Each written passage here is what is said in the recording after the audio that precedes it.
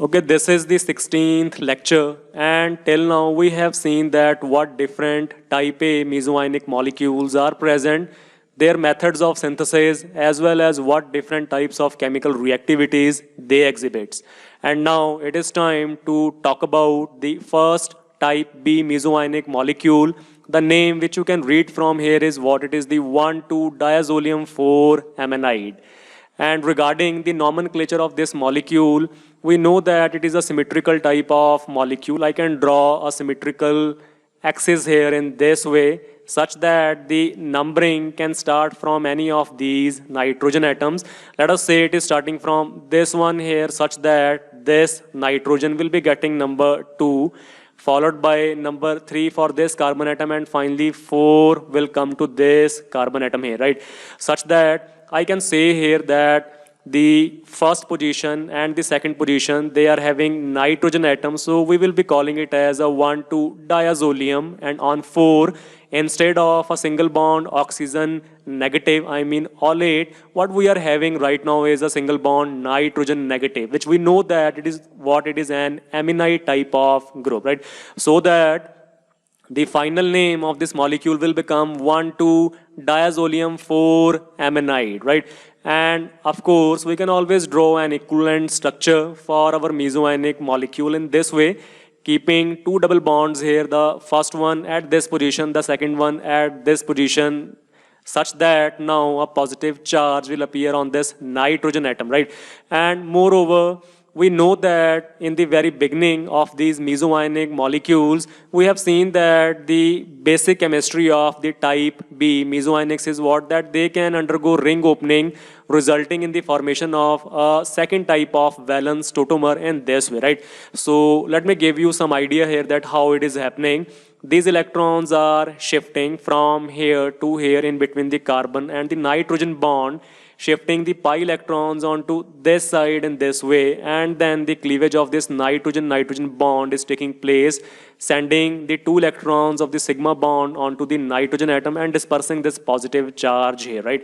Such that now, in place of this single bond, I will be having a double bond in this way, and in place of this double bond here, I will be having a single bond, which you can see here, and moreover, this single bond will now become a double bond I have shown here in this way, and moreover, the cleavage of this will be dispersing the positive charge on this nitrogen atom, right?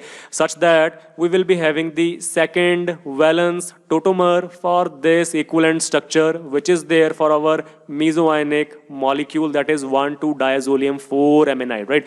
And I have drawn it in a more simple way here, which you can see in this structure, right? So this is the valence tautomerization in case of the type B meso-ionic molecules, and the general chemistry of these type B meso-ionics will be involving somehow the ring opening type of reactions, leading to the formation of second valence tautomer, which will be giving further reactions, right? So now it's time to see that why these are known as type B meso-ionics. The answer is quite simple, that because the two nitrogen atoms, which you can see here, the first one and the second one, which are giving 2 electrons each towards the pi system of this cyclic structure, they are present adjacent to each other, right? And if we recall the definition of the type A and type B, we will get to know that yes, when the two atoms which are donating 2 electrons each towards the pi system, and if they are present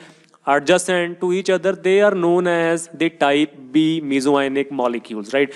And now it is time to talk about the synthesis, which you can see here that the reactant molecule is what it is, this type of amino-pyrazole molecule, starting from which we can synthesize our 1,2-diazolium 4-ammonide type B meso-ionic, right?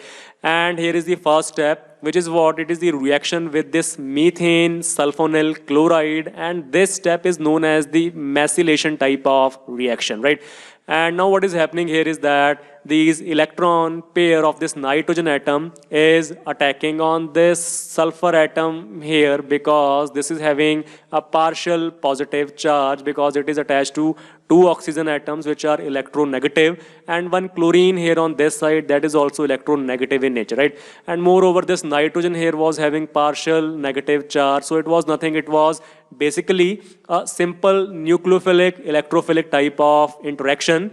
This nucleophilic attack is taking place in this way, sending these electrons onto the oxygen atom in this way, right? Such that now what will happen is we will be having an single bond H here. This will now become a bond, a new bond formation between the nitrogen and the sulfur. And of course, because of the sending of these 2 pi electrons onto the oxygen atom, we will now be having oxygen with a negative charge, a double bond oxygen as usual, one chloro here, and also it is having one methyl group in this way, right?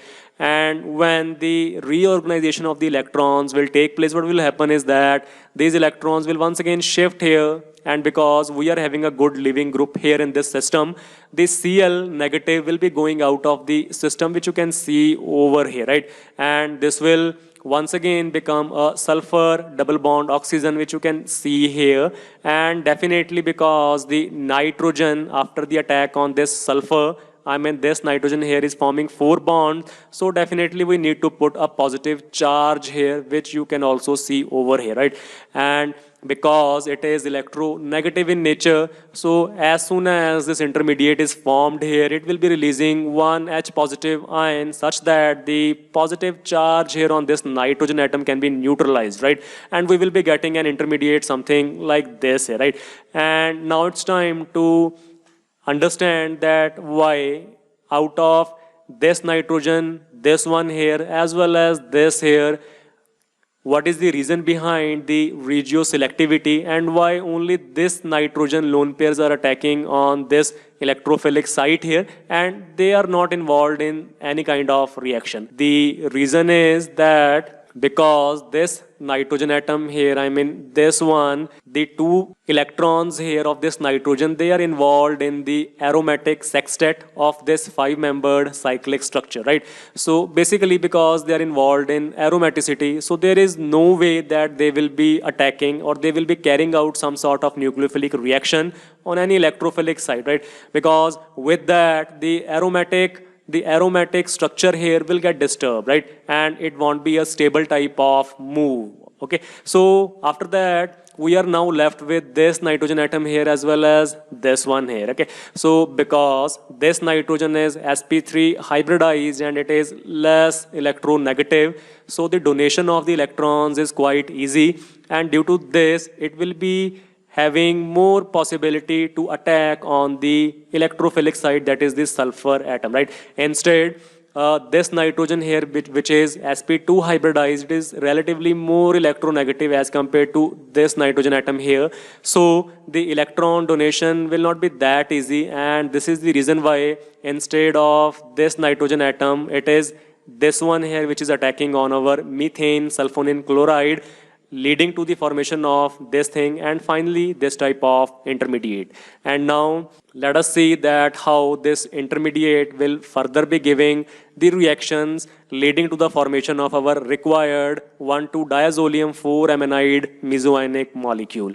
So for that, we can say here the next step will be what? It will be the reaction of this intermediate with methyl fluorosulfonate, which you can see here. This is the methyl group here and this is the fluoro here. And why we are calling it as a sulfonate? Because it is similar to some ester, which is C double bond oxygen, single bond oxygen. You can very well compare this part of this sulfonate with this part of the ester functional group, right?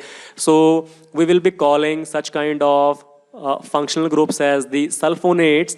And the second thing which you can see here is what? We are also adding a molecule of perchloric acid here, right? And it is also having some significance here, right? So now what will happen is that the nitrogen lone pair, which you can see here, it will be attacking on this carbon of the methyl group. The reason being this is an electrophilic site here, and moreover it is a type of a methylating agent, right?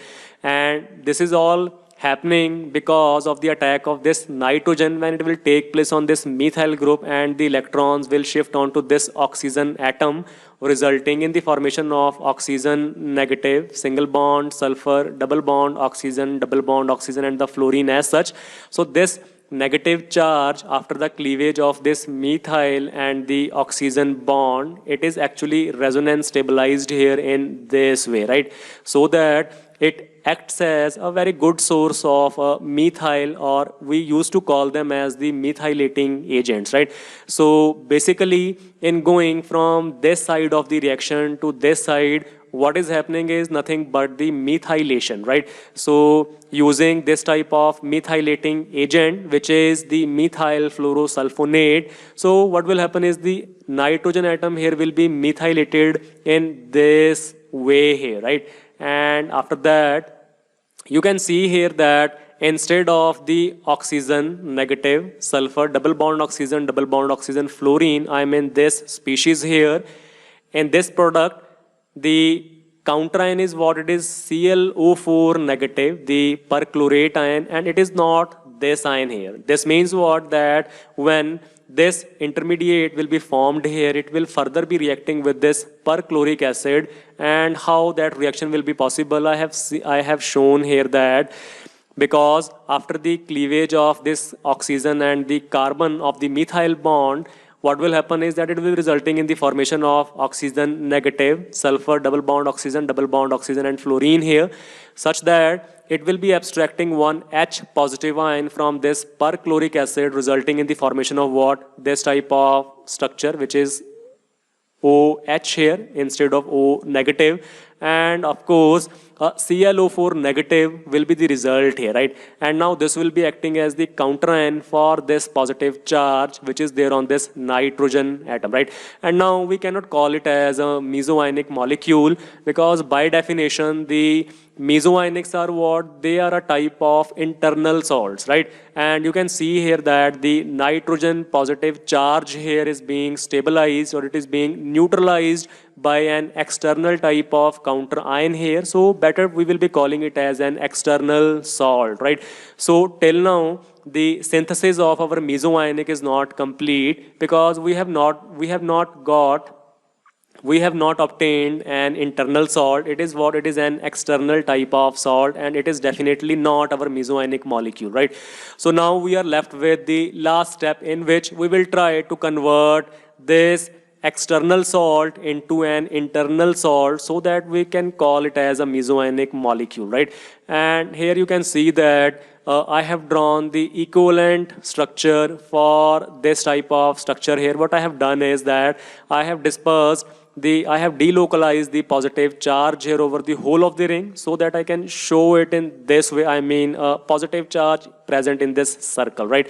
And finally, the last step is what? That the reaction with a base, that is KOH, it will be doing what? It will be abstracting a proton, an acidic proton, of course, from this nitrogen atom, because whatever anion will be formed here after the abstraction of a proton, that will be stabilized by resonance in this way, right? So we can say that yes, these protons are quite acidic in nature.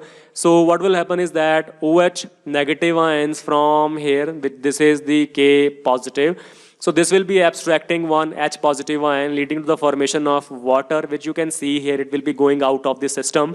And moreover, the K positive will now be neutralizing the ClO4 negative ion, resulting in the formation of KClO4, which will also be going out of the system, right? And finally, we will be left with a negative charge on this nitrogen atom, which you can better see here in this way, right? So what we have done is that we have converted this type of external salt, in which the positive charge here on this nitrogen, which was initially neutralized by this external type of ion or anion, this has now been neutralized with an internal type of an negative ion, right? So we can call it as an internal type of salt, and because it is an internal salt, it is a 5-membered structure, the exocyclic atom is attached to the main ring by a carbon atom, and it is also having aromatic sextet of electrons. So this is our meso-ionic molecule. And if you go for the nomenclature, you will see that it is nothing, it is the 1,2-diazolium 4-aminide, right? So in this way, we can synthesize our required meso-ionic type B molecule starting from an amino type of pyrazole. And what we have to do is, let me go back and let me show you. The first step is the reaction with methane sulfonyl chloride, resulting in the formation of this type of intermediate, followed by the reaction with methyl fluorosulfonate, that is nothing but a methylation reaction. And after that, the final step is what? It is the addition of a base here that will be converting the external salt into an internal type of salt, which will be nothing, which will be our meso-ionic molecule, right? So this is all about the synthesis of the first type B meso-ionic molecule. And now it's time to discuss the chemical reactions. The first reaction is what? It is the thermal isomerization of the meso-ionic molecule, which you can see here is lying on this side of our reaction. And because it is a thermal reaction, obviously we will be providing some source of heat here. And you can see here that the solvent is what it is. It is benzonitrile, right? And because we are calling it as an isomerization reaction, this means the total number of atoms and the molecular formula will remain same here, but the structure will be different. And you can see here what is happening, that the methyl group is actually migrating from here to this nitrogen negative, right? Such that it will now become an methyl here, and this will now become a simple nitrogen, right? I can always show the meso-ionic in this way here, which will be the equivalent structure. And what is happening here is that the methyl migration is taking place in a way that the nitrogen negative is taking this methyl group from here, and the 2 electrons of this sigma bond, they are just going to the nitrogen, which is more electronegative here, right? Such that when the 2 electrons will come here onto the nitrogen, and if you try to calculate the formal charge, it will come out to be 0 here, right? And you can see here the nitrogen is now having the methyl group. And we can also say here that the overall driving force for this type of reaction is what? It is the dispersal of the charge. As you can see here in the starting molecule, we have the separation of the positive and the negative charges, although it is aromatic in nature. So what is happening because of this type of migration or the transfer of the methyl group from this side to this side, the charges are now neutralized, and you can see here that it is not containing any charge and it is still aromatic in nature, right? So we can say that this may be the driving force for such kind of thermal isomerization reaction in the type B meso-ionic molecules. And now here is the second and the last reaction of the meso-ionic molecule. And you can see here that the second reactant is what it is, DMAD, which is known as the Dimethylacetylenedicarboxylate. Okay, and you can see from the structure here that why we are calling it as a dimethyl, because it is having 2 methyl groups. The first one is present here, and here is the second one. This is the acetylene moiety here, and you can see here we have 2 carboxylates, so better to call it as a dicarboxylate, right? So the reaction of our meso-ionic with DMAD will first of all result in what? That the attack of this nitrogen negative will take place in the form of a nucleophile on the acetylene carbon atom, in this way sending these electrons onto this carbon atom, which you can see here in the form of a negative charge, right? And I want to add here that this carbon negative charge is being stabilized here because of the presence of this electron withdrawing, a strong electron withdrawing group here, right? And after that, the solvent which you can see here is what it is, acetonitrile, and it can give a proton, which I have shown here that after the release of the proton from this acetonitrile, whatever negative charge will come over here, that is resonance stabilized in this way, right? So we can say here that yes, the protons on this carbon atom of this acetonitrile solvent, they are quite acidic in nature, right? So now what will happen is that the negative charge here on this carbon atom, it will be abstracting a proton from our solvent, resulting in the formation of this thing here, right? And this is the final product of our second reaction, that is with the DMAD molecule, right? So basically we can see here that the chemical reactivity of the type B meso-ionic molecules is a lot different from that of the reactivity of type A meso-ionic molecules, in a way that we know that the type A molecules on one side gives usually the 1,3 dipolar type of cycloaddition reactions, but in case of type B we have not seen such kind of reaction, and the chemical reactivity is totally different. So this is all about the very first type B meso-ionic molecule. Thank you so much.